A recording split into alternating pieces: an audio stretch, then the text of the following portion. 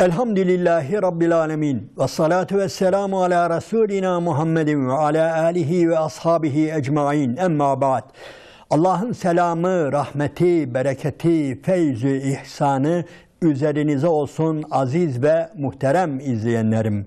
Kur'an-ı Azimüşşan'dan Mü'minun suresi üzerine sohbet ediyoruz ve Mü'minun suresinin baş tarafında Allah-u Teala ortaya bir insan tipi koyuyor.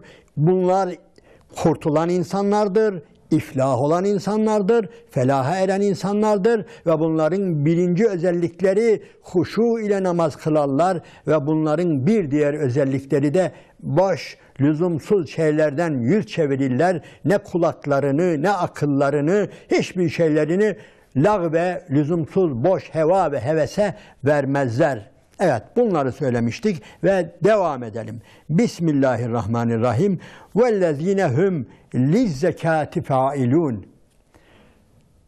Onlar zekat için çalışırlar. Bu konu üzerinde de daha önce biraz sohbet ettik. Bu ayeti kerimeyi bir iki cümleyle geçiştirmek istiyorum. Çünkü zekatla ilgili geniş konular gelecek. Yalnız bu ayeti kerimede İki konu dikkatimizi çekiyor. Birincisi, onlar zekatlarını verirler demiyor Allahu Teala. Onlar zekat için faaliyet gösterirler buyuruyor. Onlar zekat için faaliyet gösterirler. Ulemanın bir kısmı da diyor ki bir Müslüman işte bundan dolayı bu ayeti kerimeye göre zekat vermek için zengin olmalıdır. Zengin olmak şarttır. Zekat yani zenginlik, yani sırf ben zekat vereyim.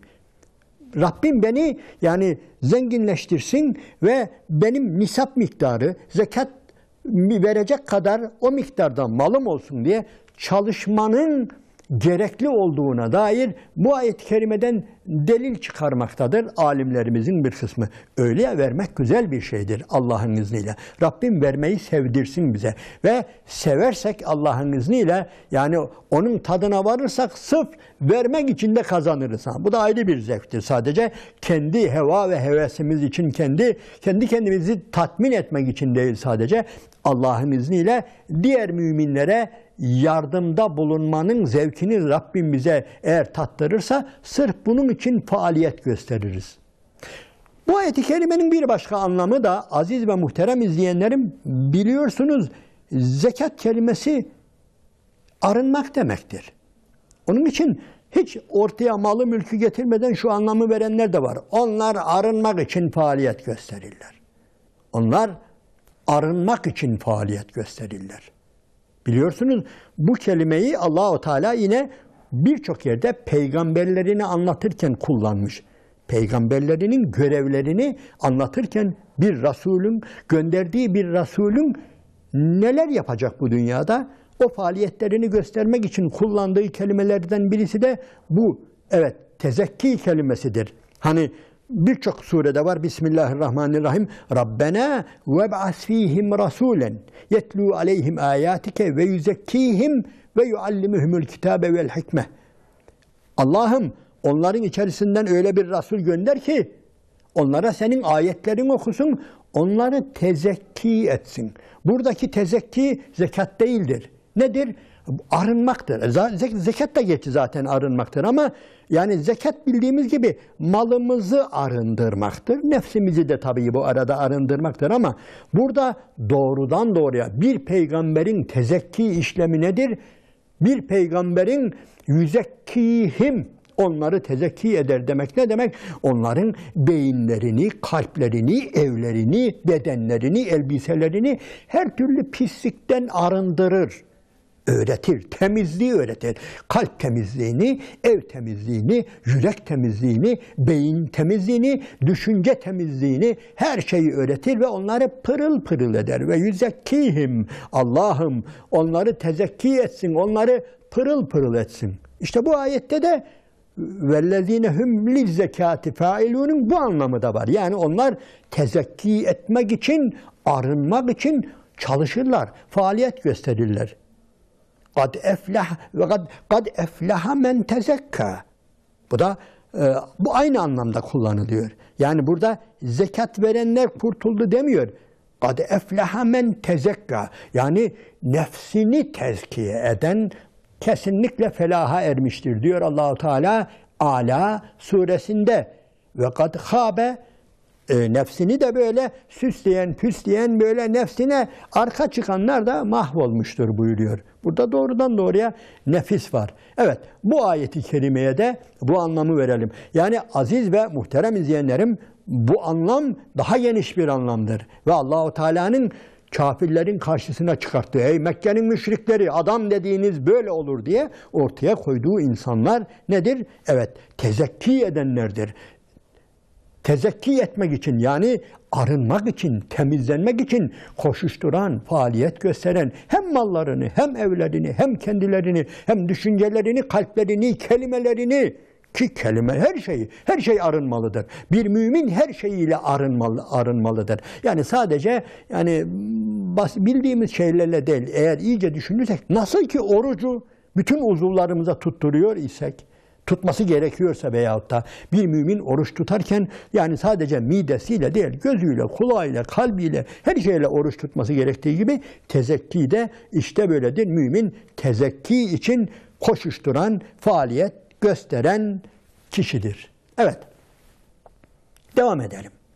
Söylediğimiz gibi zekatın toplumsal yönüne, fıkhi yönüne daha sonra döneriz. Hem rivayete göre şu bizim bildiğimiz, yani özellikle İslam'ın 5 şartından olan zekat var ya, bu ayetteki o zekat değildir Allahu alem. Niye? Çünkü daha o zekat farz kılınmadı. Dedik ki bu sure Mü'minun suresi Mekke'de indi. Mekke'de bizim bildiğimiz, yani malın 40'ta birini, en azından 40'ta birini verdiğimiz zekat var ya, o zekat daha gelmedi. Ulemanın haber verdiğine göre o zekat daha gelmedi. Onun için bu zekat biraz daha geniş anlamlı zekattır. Onun için öteki zekata başka zaman döneriz. Sadece وَالَّذ۪ينَ هُمْ لِزَّكَاتِ فَائِلُونَ diyerek zekat konusunu bu ayetin başlığı altında incelemeyelim. Evet, devam ediyor. وَالَّذ۪ينَ هُمْ لِفُرُوجِهِمْ حَافِظُونَ. Onlar var ya, namuslarını muhafaza ederler. İffetlerini korurlar. Namuslarını, iffetlerini muhafaza ederler. Bu da mümin insanın ayrılmaz bir vasfıdır. Kırmızı çizgisidir. Olmazsa olmazıdır.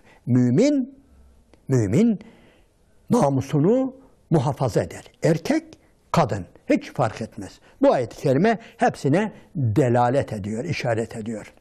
Aziz ve muhterem izleyenlerim, bu konu çok önemli bir konu. Yani özellikle günümüzde namusu muhafaza etmek, iffetli bir insan olmak, iffetli bir bayan olmak, iffetli bir erkek olmak, yani apayrı bir olaydır. Başlı başına bir olaydır. Ve bugün küfrün, şeytanın, iblisin üzerinde en çok yoğunlaştığı konu da bu konudur. Bizi vurmak istediği yer, bizim zayıf karnımız bugün burasıdır. Aslında dün de böyleydi. Yani ta dün de, yani ilk yaratıldığımız günden itibaren Allah-u Teala bizi bu konuda uyarmıştır. Namusumuz konusunda, çıplaklık konusunda, edep haya konusunda Allah-u Teala uyarmıştır. Hem de Allah-u Teala'nın ilk uyarısı bu hususta olmuştur. Aman dikkat edin. Bismillahirrahmanirrahim. Ya beni Adem'e la yeftinennekumüş şeytanu kema ahraci ebeveykum minel cenneti. Aman ha, dikkat edin ey Adem'in çocukları. Annenizin, babanızın ayağını kaydırdığı gibi sakının ha, şeytan bu konuda da sizin ayıp yerlerinizi ortaya koyarak sizi de ayartmasın. Sizi de yani ayağınızı kaydırmasın. İlk uyarı budur ha. Burası çok önemlidir. Ve bu konu çok önemli bir konudur. Bu konuyu tesettür başlığı altında da işliyoruz, bir durmadan anlatıyoruz. Edep, haya, yine döneceğiz. Ama bu ayeti kerimeden ben bir yere geçmek istiyorum. Aziz ve muhterem kardeşlerim. Demin dedik ki, bundan bir önceki sohbetimizde lahu olayını anlatırken, hatırlarsanız dinleyenlerimiz hatırlayar, bilirler. Yani cennetin en büyük özelliği, cennette lahu yoktur. Yani la yesmaune fiha lagven demiştik. Gelin bu ayeti de cennete götürelim. Bir şey benim dikkatimi çekiyor. Nerede? Efendim, özellikle Rahman suresinde var. Başka surelerde var. Allah-u Teala cennet kadınlarını anlatıyor. Cennet kadınları, dikkat edin. Cennet kadınları, yani mükafatın zirvesine ermiş kadınlar. Allah-u Teala onları bize överken neyle övüyor biliyor musunuz? Bismillahirrahmanirrahim. Lem yadmishünne insün qablehum ve la can. Şimdi iki taraflı anlatıyor. Ben birincisinde bir tarafını söyleyeyim. Nedir? Cennet kadını o kadındır ki cennetin bayanları asla onlara ne bir cin, ne bir ins, ne bir insan, ne bir cin temas etmemiştir. Burası çok önemlidir. Demek ki Allah katında bayanların özellikle en makbul olanı kimmiş? En az veya hiç diyelim 0 noktadan hesap edelim, birilerinin dokunamadığı, kendini koruduğundan dolayı dokunamadığı bayan. Allah katında en makbul bayan, başkalarının gözünün ve elinin ilişmediği bayandır. Ben bu hususta çok iddialıyım. Bu bir ayeti kerime değil, birçok ayeti kerime. Hem bu sure-i celilede var, yani Rahman suresinde var, hem çift taraflı yine Rahman suresinde öbür taraftan da, yani sadece o kadına başkalarının eli, gözü temas etmedi, dokunmadı diye övülüyor ya, bir de zıttından da övüyor Allahu Teala. Bismillahirrahmanirrahim. Hurum maksuratun fil hıyam. Yani fihinne kasiratud darf. Öyle bayanlar ki o bayanlar diyor, bakışlarını sadece ve sadece eşlerine çevirmiş. Başka hiçbir yere projektörlerini, gözlerini, dikkat ediniz çok önemli, hiçbir yere çevirmemiş. Sadece bakışları eşlerinin üzerinde olan bayanlar. Ne müthiş bir tarif. Şöyle dikkat edebiliyor musunuz? Bakışları sadece kendi eşleri üzerinde olanlar.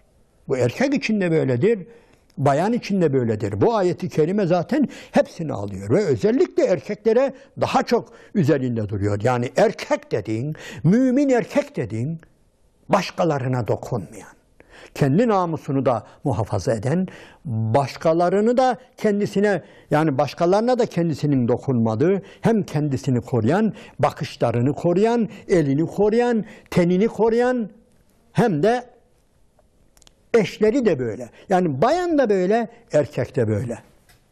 Aziz ve muhterem izleyenlerim, bu zirve bir ölçüdür. Allah-u Teala'nın yani insanoğlu için çıkarttığı, özellikle o cahiliye dönemini düşününüz. O cahiliye döneminde işte kad eflehal müminun. Müminler felaha erdiler ve o müminler bakışlarını sadece kendi eşlerine yöneltirler. Namuslarını korurlar. Onlar namuslarını, iffetlerini korurlar buyuruyor. Bu dünyada da müminlerin en büyük özelliği olmalıdır. Özellikle bizim dönemimizde, özellikle bizim asrımızda. Çünkü aziz ve muhterem izleyenlerim, bizim anladığımız kadarıyla günümüzdeki zalimler, diktatörler, firavunlar, bunların özellikle dünyada insanlığı saptırmak için uğraşanlar, tağutlar, tuğyan edenler genellikle bu gedikten girmektedirler. Genellikle insanın bu zaafından, bu zaaf noktasından yaklaşarak ayaklarını kaydırmaktadırlar. Onun için müminler bu konuda asla tavizkar olmamalıdırlar. Burası çok önemlidir. Yani inanınız ki küfrün en büyük özelliği nedir biliyor musunuz? Yani mümini bu konuda tavize sürüklemek. Bayram edecekler. Eğer bir örtülü kızımız açılsa bir yerde, onu hemen deşifre edip, onu hemen ortalığa yayıp yani çok büyük bir zafer kazanmışçasına da kendilerine göre kazanmışlardır. Bunu kendileri için büyük bir kazanç, bir zafer saymaktadırlar. Burası çok önemlidir.